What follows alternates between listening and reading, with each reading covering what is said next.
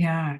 And thank you for sharing that because I think it's helpful for us to think about from an economic perspective because Hmm. we know that that in turn affects mental health, which is Yes. the topic of today. So, Hmm. all of those kind of external economic factors, people process those in different ways.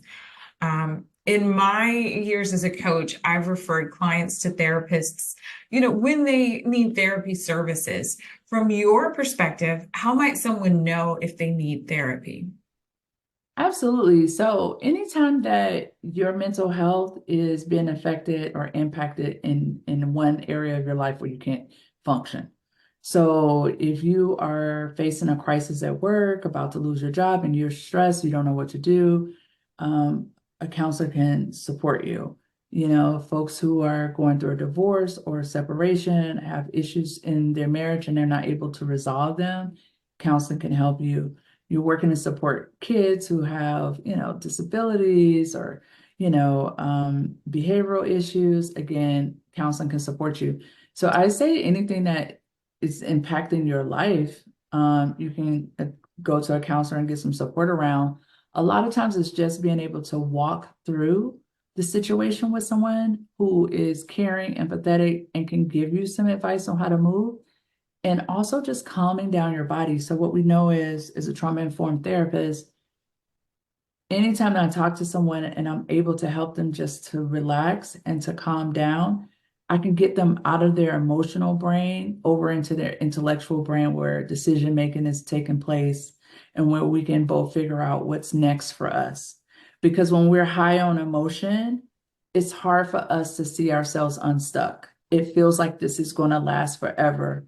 And nothing lasts forever, including what we're talking about in terms of economics. Nothing lasts forever. I mean, we'll go through this flow, and this will happen like every 10 to 12 years. And then, you'll have a couple of years where people are like suppressed, and then innovation, a change will happen in the market.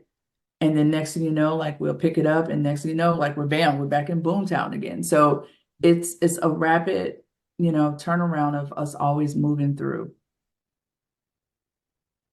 Yeah, I think that's a great segue to my next question. Why do you think embracing mental health and therapy is important? Because we're gonna be here a long time. So there was a time when people would retire at 60 and quite honestly be dead at 65. That when Social Security was engineered, that's what it was built around, the fact that people weren't going to live long. Now we know if a person makes it to 60, chances are, I think I forgot what the number is, but it's a really high statistic that they will live to 90 if you make it to 60. So we're going to be here a long time. That means that we're going to go through a lot of life transitions, and different scenarios in which we can have people support us. We also know, like now more than ever, people are more isolated in their work than they've ever been. So, because of COVID and that rapid turnaround with work from home, we still have half of the workforce that's working from home or hybrid. And so you don't have as much interaction as you typically have, which can also cause, a person to be isolated or depressed. And people don't make us, and then again, this is not even the work from home, social media, all of those different things. People don't get out and make friends and have the close networks that we once had.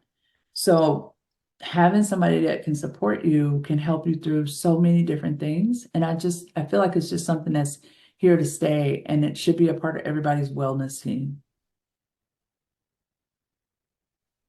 I agree with that, everything that you said. And I was also thinking about, social media, and, Hmm. different people and sometimes different generations put, different emphasis levels on social media. But I do think that there is a correlation with kind of how much time someone spends on social media Hmm. and, their feelings of, isolation or loneliness. So Hmm. definitely. Yeah. And I also think, so for the younger generation, one of the things that they have to grapple with that we didn't necessarily have to grapple with is the comparison factor.